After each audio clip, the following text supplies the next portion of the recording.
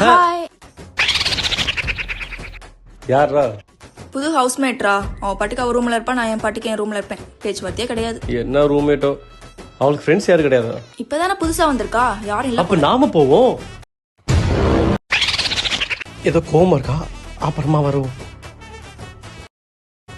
Sound கேக்குதா? வர வர இன்ட்ரோ கொடு. ஹே பிரியங்கா, இது என் ஃப்ரெண்ட் நவீன். ஹாய் ப்ரீ. Hey hi. வேம்பயரா இருப்பா போல. ஹாய். என்ன அவளா சிரிச்சிட்டு இருக்கா? போன்ல பேசிட்டு இருப்பாளா இருக்கும். எனக்கு என்னமோ சந்தேகமா இருக்கு. எதுக்கு ஒரு டைம் பாத்துருவா அவளை. அவ போன் அவ பாக்கெட்ல இருக்கு, அவ காதுல இயர்போன் இல்ல. கேளுடி நானு.